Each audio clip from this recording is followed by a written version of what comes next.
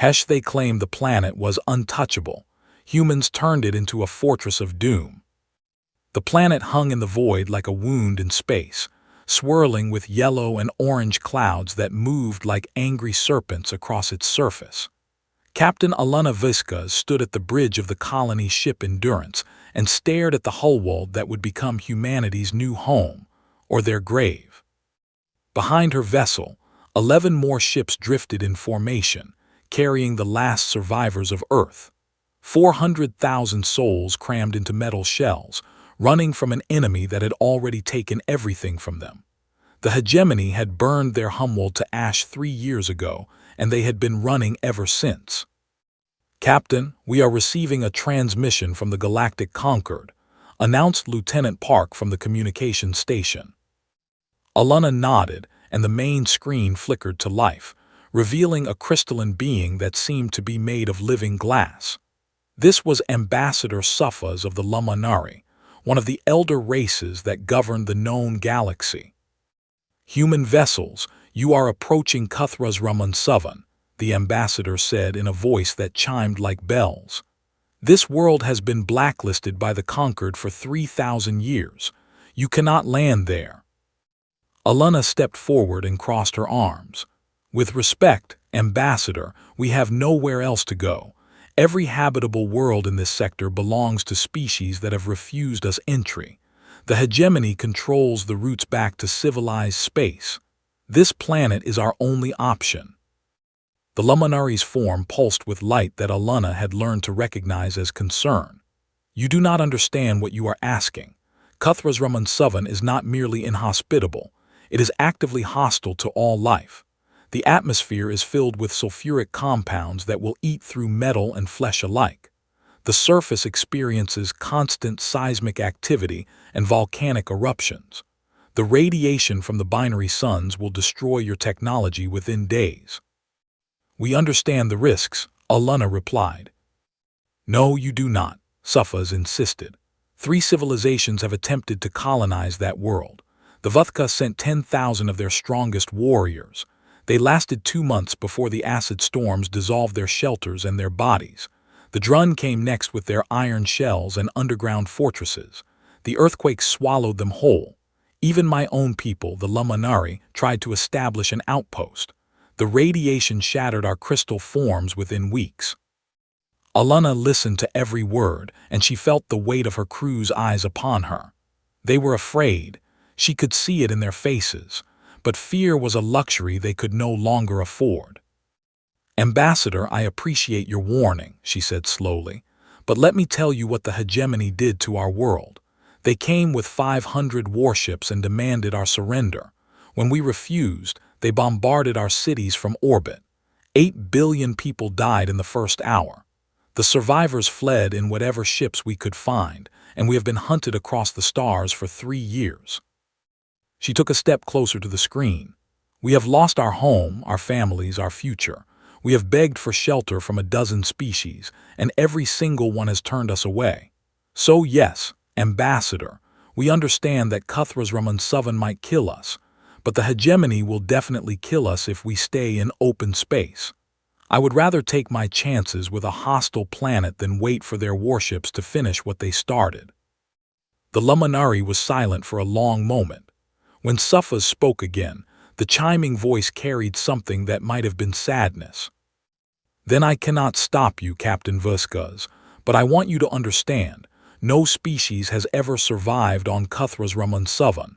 The planet does not merely challenge life, it destroys it with prejudice. You are leading your people to their deaths." Alana smiled, though there was no joy in it. "Maybe so. But humans have a long history of surviving things we should not have survived. We crawled out of caves and conquered a world that tried to freeze us, burn us, drown us, and starve us. We are very good at not dying." She turned to her crew.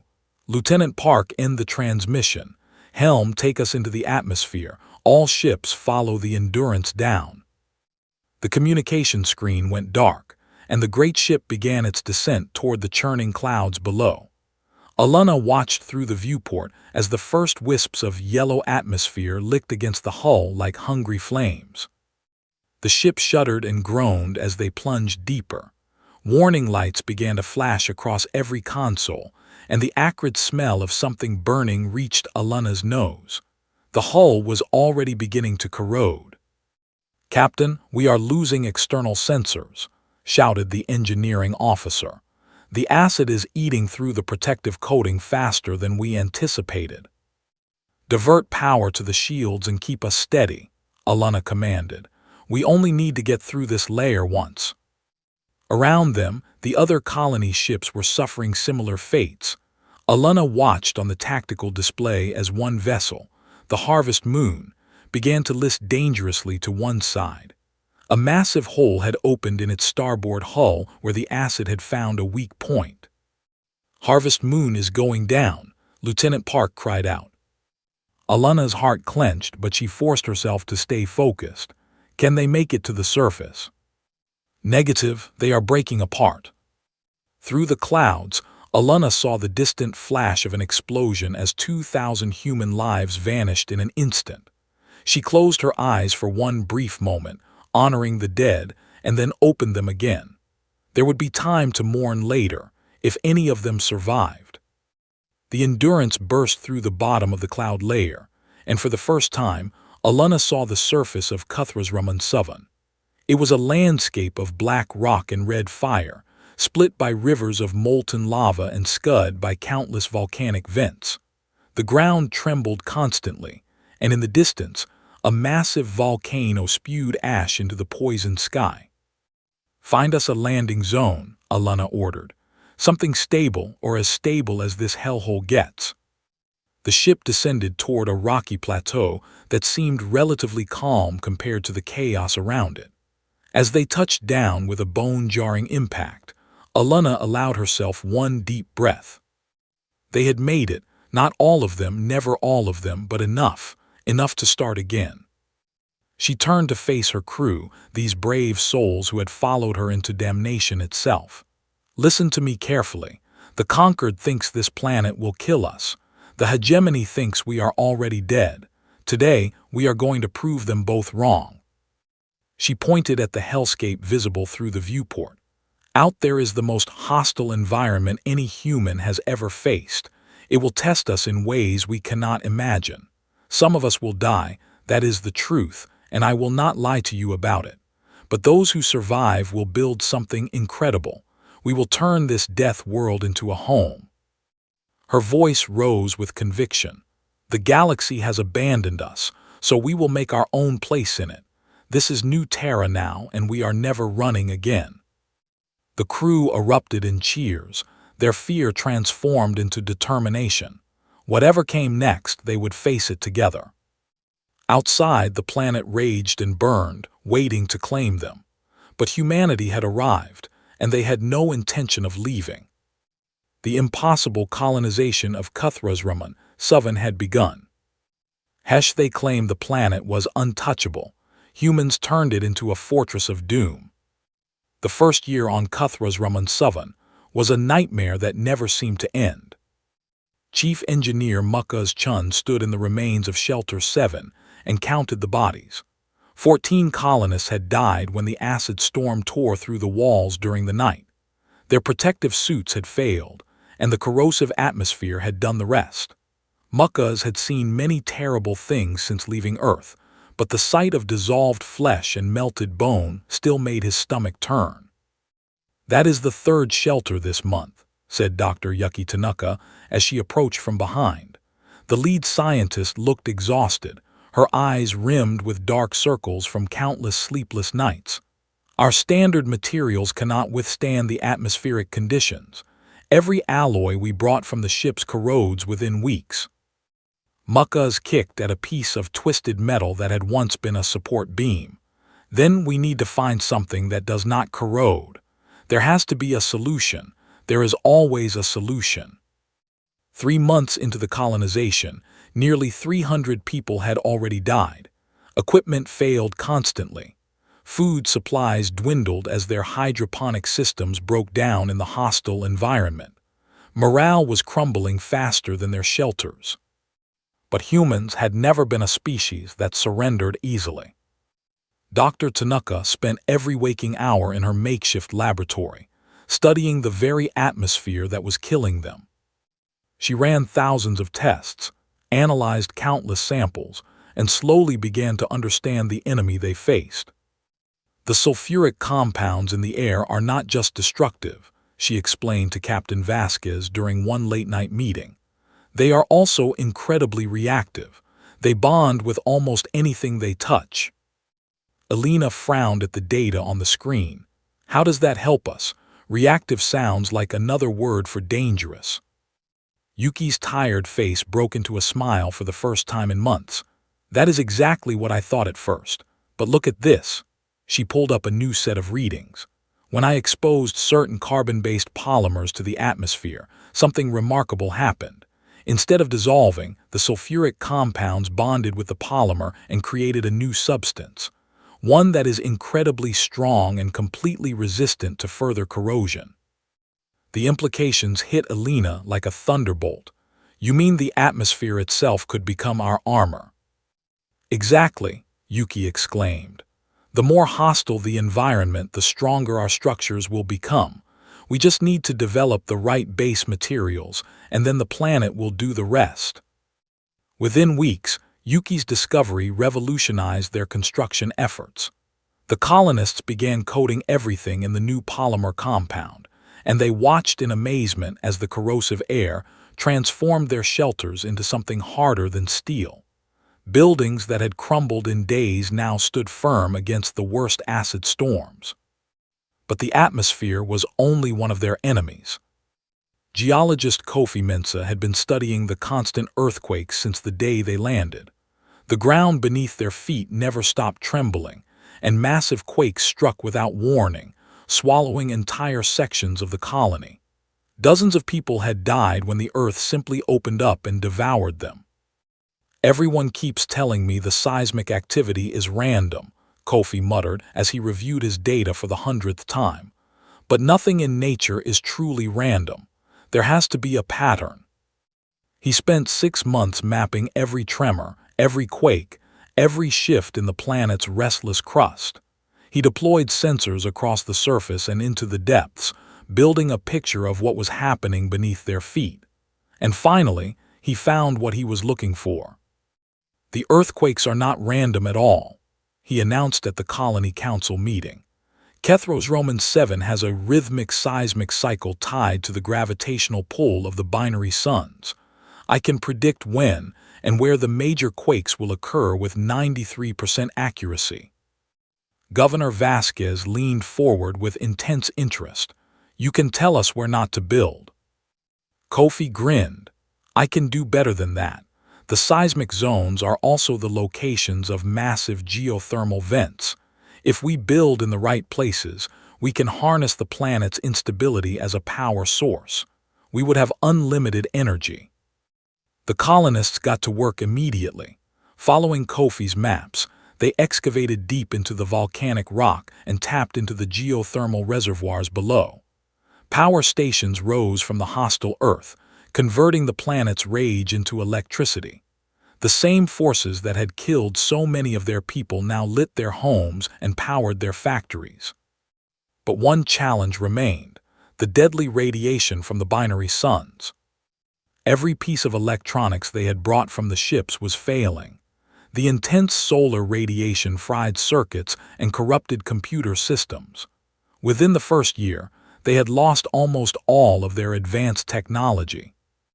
It was a young engineer named David Okonkwo who proposed the radical solution.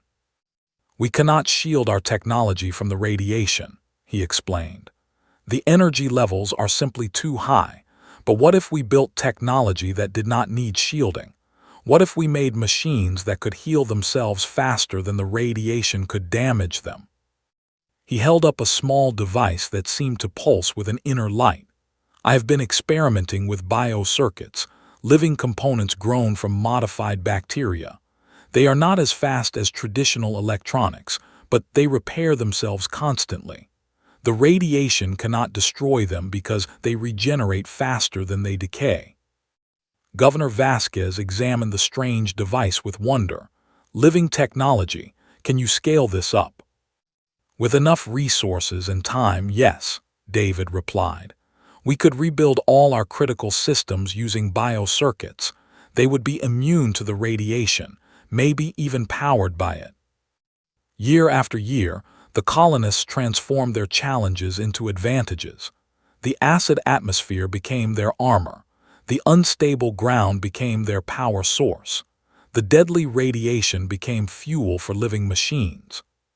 By the third year, the scattered survival camps had grown into a true colony. Underground complexes stretched for miles beneath the surface, protected from the worst of the planet's fury. Factories produced equipment specially designed for the harsh conditions. Farms using radiation-resistant crops began feeding the population. And somewhere along the way, the refugees stopped calling themselves survivors.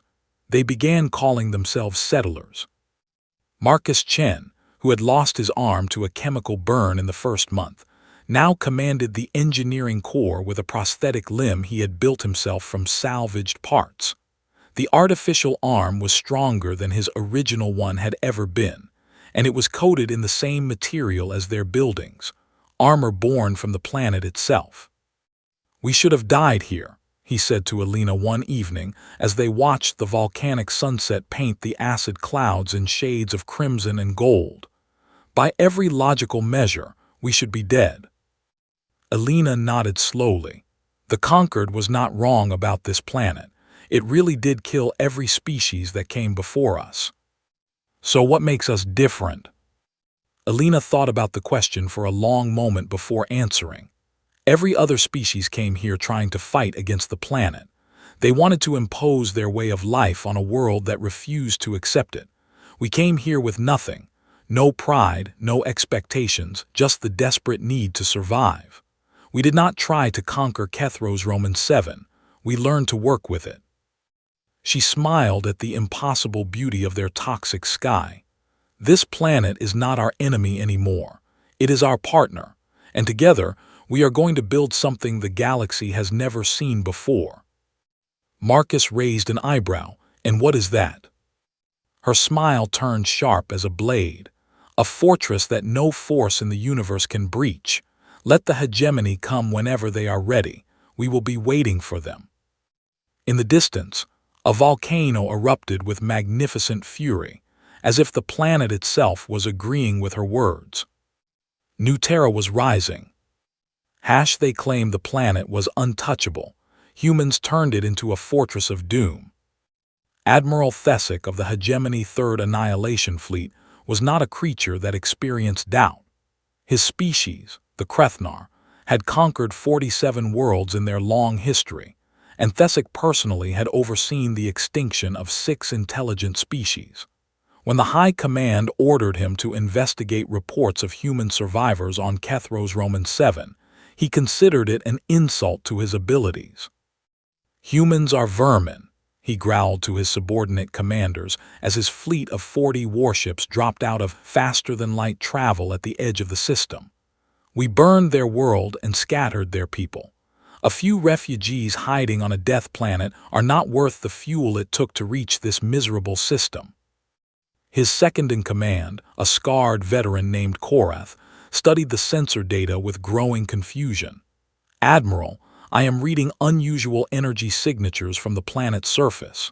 They are far more extensive than expected." Thesic waved a clawed appendage dismissively. "Probably geological activity. Kethros Roman 7 is unstable. Everyone knows this. The humans are likely already dead, killed by the same conditions that destroyed every other species foolish enough to land there." "Perhaps we should send scouts to confirm, my lord." The admiral considered the suggestion and nodded reluctantly. "Very well. Send a reconnaissance squadron.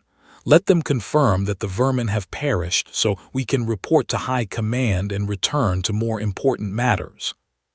3 scout ships descended into the swirling atmosphere of Kethros Roman 7. Their pilots were experienced warriors who had survived dozens of campaigns, but none of them were prepared for what waited below the acid clouds. The first thing they noticed was the structures. Where they expected to find wreckage and corpses, They instead found cities. Massive complexes rose from the volcanic rock, their surfaces gleaming with a strange metallic sheen that seemed to drink in the corrosive air.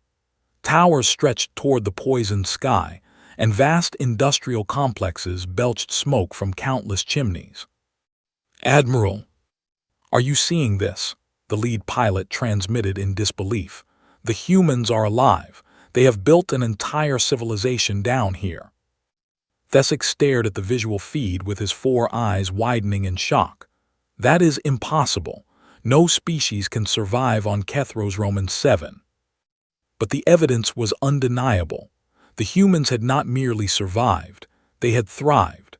Their population had grown, their technology had advanced, and their settlements covered hundreds of square miles of the hostile surface. "All ships prepare for invasion," Thesic commanded. "We will finish what we started at Earth. Launch the ground forces immediately." 20 troop transports descended through the atmosphere, carrying 5,000 hegemony soldiers in full combat armor. They were the elite of the Third Fleet, veterans of countless planetary conquests. Each one was eager to earn glory by exterminating the last of humanity. They landed near what appeared to be a vulnerable settlement on the outskirts of the main colony. The soldiers deployed with practiced efficiency, forming battle lines and preparing to advance. Commander Kresh led the first wave forward.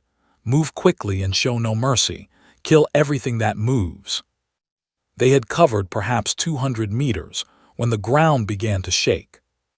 At first, Kresh thought it was just another earthquake. Kethros Roman 7 was known for its seismic instability. But the shaking grew stronger and more focused, concentrated directly beneath his troops. Before he could issue a retreat order, the earth itself opened like a hungry mouth. 3 entire battalions vanished into the sudden chasm, screaming as they plunged into the molten rock below. The humans had triggered a controlled seismic event, using the planet's instability as a weapon. "Fall back," Kresh bellowed. "Fall back to the transports." But the nightmare was only beginning. Geysers of acid erupted from hidden vents all around the remaining troops. The sulfuric spray punched through their armor like it was made of paper, dissolving metal and flesh with horrifying speed. Soldiers who had survived battles against a dozen species died screaming as their bodies melted. And then the humans emerged. They came from underground tunnels that opened without warning, wearing environmental suits coated in the same strange material as their buildings. They carried weapons unlike anything the hegemony had ever encountered, devices that fired concentrated beams of deadly radiation, the same solar emissions that made the planet's surface so lethal. The radiation weapons tore through hegemony armor with contemptuous ease. Soldiers who were not killed outright found their equipment failing as the intense energy fried their systems. Within minutes, the elite invasion force had been reduced to scattered survivors fleeing in panic. Admiral Thesic watched the disaster unfold from orbit with growing rage. "Enough of this. All ships, commence orbital bombardment. Glass that entire region." 40 warships powered up their main weapons and took aim at the planet below. This was the same tactic that had destroyed Earth, overwhelming firepower from the safety of space. No ground defense could withstand such an assault. The weapons fired, and nothing happened. "Admiral, our targeting systems are malfunctioning," Korath reported. "The planetary radiation is scrambling our sensors. We cannot lock onto any targets." The missiles and energy beams went wild, detonating harmlessly in the upper atmosphere or striking empty volcanic fields. The sophisticated targeting computers that made hegemony weapons so deadly were useless against the interference from the binary suns. "Switch to manual targeting," Thesic ordered. "Use visual confirmation." But before his fleet could adjust, the planet struck back. From hidden emplacements across the surface, massive railgun cannons opened fire. They used no electronics, no targeting computers, just pure electromagnetic force powered by the planet's geothermal energy. The projectiles screamed upward through the atmosphere at incredible velocity, punching through the acid clouds like needles through cloth. The first shot struck the cruiser Dominance directly in its reactor core. The warship vanished in a blinding explosion that temporarily overwhelmed every sensor in the fleet. "Evasive maneuvers," Thesic screamed. "All ships evasive maneuvers." But the railguns kept firing with mechanical precision. 2 more cruisers died within seconds, torn apart by projectiles that no shield could stop. A destroyer tried to flee and was hit in its engines, sending it spiraling down into the planet's atmosphere where the acid clouds finished what the humans had started. For the first time in his long career, Admiral Thesic felt fear. "Retreat," he commanded. "All ships retreat to the system boundary now." The Third Annihilation Fleet fled from Kethros Roman 7, with less than 30 ships remaining. They left behind the wreckage of their invasion force and the corpses of thousands of their finest soldiers. They ran from a species they had considered already extinct. On the surface of New Terra, Governor Elena Vasquez watched the enemy fleet disappear into the void. Around her, colonists were cheering and embracing, celebrating their impossible victory. Marcus Chen approached her with a grim smile. "They will be back, you know. The hegemony does not accept defeat gracefully." Elena nodded. "I know, but now they understand what they are dealing with. We are not refugees anymore, we are warriors, and this planet is our weapon." She looked up at the toxic sky where the enemy had fled. "Let them tell the rest of the hegemony what happened here today. Let them spread the word that humanity is not extinct. Let the whole galaxy know that Kethros Roman 7 belongs to us." Marcus followed her gaze, and then Elena's expression hardened with determination. "Then we start building our real defenses. Today was just a taste of what this planet can do. By the time the hegemony returns, we will be ready to destroy them completely." The Fortress of Doom had claimed its first victory. But the war was only beginning. They claimed the planet was untouchable. Humans turned it into a Fortress of Doom. News of the human victory spread across the galaxy like wildfire through dry grass. In taverns and trading posts from the core worlds to the outer rim, beings of 100 different species whispered about what had happened at Kethros Roman 7. The hegemony Third Annihilation Fleet, one of the most feared military forces in known space, had been humiliated by refugees on a death world. Admiral Thesic had returned to hegemony space with barely 2/3 of his ships, and the survivors spoke of horrors they could not explain. "The planet itself fights for them," one traumatized soldier reported. "The ground swallows armies whole, the air melts armor, they have weapons that fire poison sunlight." The hegemony high command dismissed these reports as exaggerations born from shame and cowardice. They sent the 5th Assault Fleet to finish what Thesic had failed to accomplish. The 5th Fleet was larger and better prepared. They brought atmospheric fighters that could navigate the acid clouds, radiation-hardened electronics, and enough troops to overwhelm any defense. Their admiral, a ruthless strategist named Vexus, was determined to succeed where Thesic had failed. She did not. The humans had spent the months since the first attack expanding their defenses in ways the hegemony could not imagine. The railgun emplacements had tripled in number. New weapon systems used the planet's own corrosive atmosphere as ammunition, launching canisters of concentrated acid that dissolved enemy ships from the inside out. Underground facilities produced thousands of the radiation weapons that had proven so effective against ground forces. Admiral Vexus lost half her fleet in the first hour of combat. Her atmospheric fighters were torn apart by the acid storms that the humans had learned to predict and weaponize. Her ground forces were swallowed by triggered earthquakes and dissolved by targeted geyser eruptions. By the time she ordered a retreat, the 5th Assault Fleet had suffered worse casualties than any hegemony force in 3 centuries. The High Command sent a third fleet, then a fourth. Each attack was larger and more sophisticated than the last, and each one ended in catastrophic failure. The humans had transformed Kethros Roman 7 into a fortress that seemed genuinely impossible to breach. And then the refugees began to arrive. The first ship was a battered freighter carrying 200 Velith, a peaceful species that the hegemony had recently conquered. They had heard the stories about New Terra and had fled across 1,000 light years seeking shelter. Governor Vasquez welcomed them personally. "You are safe here. No one will harm you while you are under our protection." The Velith leader, an elderly female named Sara, wept with relief. "We have lost everything. Our homeworld, our families, our future. The hegemony has taken it all." Alina placed a gentle hand on the alien's trembling shoulder. "I know exactly how that feels, but I also know that loss is not the end. It is the beginning of something new. You can rebuild your lives here, among people who understand your pain." More ships came. The Krath, whose world had been strip-mined by the hegemony. The Luminari refugees, abandoned by their own conquered government. The mechanical Synthari, fleeing religious persecution.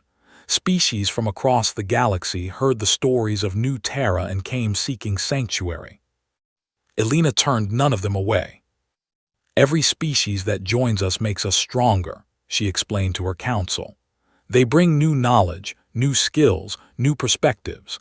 The Velith are master farmers who can grow food in conditions we never thought possible. The Krath are expert miners who can help us excavate deeper into the planet. The Synthari can integrate with our biocircuits and improve them tenfold." Within 5 years, the population of New Terra had grown from 400,000 to nearly 2 million. Humans were no longer the majority, but they remained the leaders, the ones who had first tamed the untamable world and shown others that it was possible. The former refugees learned the ways of the death world. They adapted to the harsh conditions, contributed to the defense networks, and became citizens of the fortress. Krath engineers worked alongside human geologists to expand the geothermal power grid.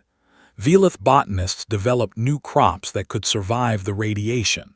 Synthari technicians merged their mechanical bodies with biocircuit systems, becoming living weapons platforms. The hegemony attempted 3 more invasions during this period, and each one failed more spectacularly than the last. By year 10, the death toll of their failed attacks numbered in the hundreds of thousands. Their fleets had learned to fear the very name of Kethros Roman 7. And the legend continued to grow. Across the galaxy, New Terra became a symbol of resistance. Species that had accepted hegemony domination began to question whether submission was truly the only option. If a handful of human refugees could hold off the greatest military power in known space, what else might be possible? The Galactic Conquered, which had refused to help the humans in their hour of need, suddenly found themselves interested in opening diplomatic relations. Ambassador Cephis, the same Luminari who had warned Alina against landing on Kethros Roman 7, arrived on a gleaming diplomatic vessel to request an audience with the governor. Alina met him in the grand hall of the underground palace she had built from volcanic glass and acid-forged metal. The room was filled with representatives of a dozen species, all of whom now called New Terra home.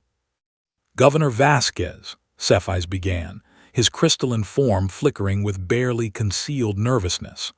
"The Conquered wishes to extend formal recognition to your colony and to offer our friendship and support." Alina smiled, but there was no warmth in it. "How generous of you, Ambassador. I seem to recall asking for that same friendship and support 10 years ago when my people were dying in the void. You told me we were doomed." Cephis shifted uncomfortably. "The Conquered believed." "The Conquered believed we would fail," Alina interrupted. "You calculated that helping us would anger the hegemony without providing any benefit. You chose to let us die rather than risk your comfortable neutrality." She stood from her throne of black volcanic stone.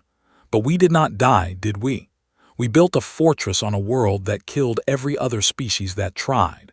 We defeated hegemony fleets with weapons forged from a planet they thought was uninhabitable. We created a sanctuary for the refugees that your precious conquered abandoned. The other species in the hall murmured their agreement. They had all been failed by the conquered in one way or another. So forgive me if I am not overwhelmed with gratitude for your sudden interest in friendship, Alina continued. The time for that has passed. We do not need the conquered's recognition or support. We have built something far more powerful, a coalition of the desperate, the abandoned, the forgotten. Species that were told they had no future now stand together, and together we are stronger than any of your ancient alliances. Cephas bowed his head. What would you have us do, Governor? Alina sat back down and considered the question. For now, nothing. Go back to the conquered and tell them what you have seen here. Tell them that New Terra is not just a colony, it is a movement. And tell them that when the time comes, they will have to choose a side. And if they choose the wrong side? Alina's smile turned sharp as a blade. Then they will learn what the hegemony has learned. This galaxy has a new power, and we are done being victims. The ambassador departed with her message, and Alina turned to face her council of humans and aliens alike. The time for defense is ending, she announced. We have proven that we can survive. Now we must prove that we can conquer. Begin construction of the war fleet. We are going to take this fight to the hegemony itself. The council erupted in cheers that shook the volcanic walls. The Fortress of Doom was ready to open its gates. They claimed the planet was untouchable. Humans turned it into a Fortress of Doom. 15 years after humanity's exile began, the fleet of New Terra emerged from the radiation storms of Kethros Roman 7 like a swarm of vengeful demons. Admiral Marcus Chen stood on the bridge of the flagship Retribution and watched as 200 warships fell into formation around him. These were not the desperate refugee vessels that had fled Earth all those years ago. These were weapons of war, designed and built to survive the most hostile conditions the universe could offer. The hulls were coated in the acid-forged armor that had become humanity's signature. The engines ran on geothermal cores transplanted from the volcanic depths of their homeworld. The weapon systems combined human ingenuity with Synthari precision, Krath metallurgy, and technology stolen from the hegemony's own failed invasions. Every ship was crewed by veterans who had spent their lives in an environment that would kill any other species in hours. They feared nothing because they had already conquered death itself. All ships report ready, Admiral, announced Captain Yuki Tanaka from her position at the tactical station. The former scientist had found a new calling during the defensive wars, and her brilliant mind now directed the fleet's combat operations. Marcus nodded with grim satisfaction. Signal the fleet. We move on the first target immediately. The hegemony colony at Thresh Prime is only 3 days away at maximum speed. Back on New Terra, Governor Alina Vasquez watched the fleet depart from the observation deck of the orbital command station. This moment had been 15 years in the making, 15 years of survival, building, and planning. Now it was finally time to strike back.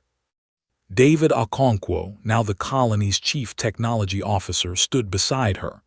Are you certain about this? Once we attack, there is no going back. The hegemony will throw everything they have at us. Alina smiled. They have already thrown everything at us. 7 invasion fleets, hundreds of thousands of soldiers, more firepower than most species see in a century, and every single one of them failed. The hegemony has nothing left that can threaten us, but we have plenty that can threaten them. The fleet crossed into hegemony space unopposed. Word of New Terra's power had spread far and wide, and the border patrols that normally challenged intruders fled at the first sight of the acid-scarred warships. They knew what those vessels meant. Doom was coming. Thresh Prime was a hegemony industrial world, home to massive shipyards that produced warships for the endless expansion of their empire. Admiral Chen brought his fleet out of faster-than-light travel directly above the main construction facility and opened communications with the planetary governor. "This is Admiral Marcus Chen of the New Terra Defense Force," he announced. "You have 1 hour to evacuate your military installations and surrender your orbital platforms. Any resistance will be met with total destruction. This is not a negotiation." The hegemony governor was a Krethnar like Admiral Thesic, with the same 4 eyes and armored hide. He snarled at the viewscreen with undisguised contempt. "You dare attack the hegemony? We are the masters of this galaxy. We destroyed your pathetic homeworld and scattered your people like dust. You are nothing but refugees, vermin hiding on a rock that even we do not want." Marcus leaned forward with cold fury in his eyes. "You are right that we were refugees once. You are right that you destroyed our world and hunted us across the stars. But you made a terrible mistake when you drove us to Kethros Roman 7. That planet did not kill us, it made us stronger. It forged us into something new." He gestured to his crew, humans and aliens working side by side, all of them hardened by years on the death world. "Look at us now. We are not refugees anymore. We are conquerors, and we are coming for everything you stole from us and from every other species you have crushed under your heel." The governor cut the transmission without responding, and moments later, a hegemony defense fleet emerged from behind the planet. 50 warships, fresh from the shipyards and crewed by eager soldiers who had never faced the warriors of New Terra. They learned quickly. The battle lasted less than 20 minutes. The New Terra fleet moved with coordinated precision, their bio-circuit systems linking every ship into a single unified consciousness. They anticipated enemy maneuvers before they happened and exploited weaknesses that conventional tactics could not reach. The acid-forged hulls shrugged off weapons that would have crippled ordinary vessels. The geothermal-powered weapons punched through hegemony shields like they were made of paper. The radiation beams that had proven so deadly on Kethros Roman 7 were even more effective in open space, where there was no atmosphere to diffuse their killing power. When the last hegemony ship surrendered, Admiral Chen turned his attention to the planet below. "Target the military installations only. Civilian areas are to be spared. We are not like them. We do not slaughter innocents." Precision strikes demolished the shipyards and weapons factories while leaving the cities untouched. The message was clear. New Terra had the power to destroy but chose to show mercy. This was not vengeance, it was justice. Over the following months, the fleet struck again and again. Colony after colony fell before them, their hegemony garrisons unable to withstand the warriors forged in hell. And at every world they conquered, they offered the same choice to the subjugated populations: join us or return to hegemony rule. Almost everyone chose to join. Word spread throughout the galaxy. The hegemony, which had seemed invincible for 1,000 years, was losing. Their fleets were being destroyed, their colonies were being liberated, and their reputation for unstoppable power was crumbling. Species that had cowered before them began to rise up, inspired by the example of New Terra. On the hegemony capital world, the High Command gathered in emergency session. Their greatest admirals, their most experienced generals, their wisest strategists, all of them were at a loss. "How did this happen?" demanded the Supreme Commander. "They were refugees on a death world. They should have died years ago." One of the junior officers, a young Krethnar who had studied the New Terra conflict extensively, spoke up nervously. "Supreme Commander, I believe I understand what went wrong. We assumed that Kethros Roman 7 would destroy the humans the same way it destroyed every other species. We never considered the possibility that they would adapt." "Adapt," the Supreme Commander snarled. "They did more than adapt, they became monsters." "No," the young officer replied. "They became what they always were, survivors. Humans evolved on a world that tried to kill them constantly. Ice ages, plagues, predators, natural disasters. They survived all of it. When we drove them to Kethro's Roman 7, we did not send them to their death. We sent them to a crucible that burned away their weakness and left only strength. The Supreme Commander fell silent, realizing the terrible truth. The hegemony had created their own destroyers. And across the galaxy, Governor Elena Vasquez broadcast a message to every world, every station, every ship that could receive it. People of the galaxy, hear me. For 15 years, humanity has been told that we are doomed, first by the hegemony who burned our homeworld, then by the conquered who abandoned us to die, and finally by the universe itself, which gave us a planet that should have been our grave. Her voice rang with the conviction of someone who had stared into the abyss and emerged victorious. But we did not die, we adapted, we overcame, we turned damnation into dominion. The hegemony thought they could exterminate us, but they only made us stronger. Now we are coming for them, and nothing in this galaxy can stop us. To every species living under hegemony tyranny, your liberation is coming. To every refugee searching for a home, New Terra welcomes you. And to the hegemony itself, your 1,000-year reign is over. A new power has risen from the ashes of your conquest. She paused, and when she spoke again, her words were a promise and a threat. You sought to bury us. You did not know we were seeds. This galaxy belongs to the survivors now, and we have a very long memory. The Fortress of Doom has opened its gates. Humanity is coming, and we are very hungry. Across the stars, the oppressed cheered and the oppressors trembled. The age of the hegemony was ending. The age of humanity had begun.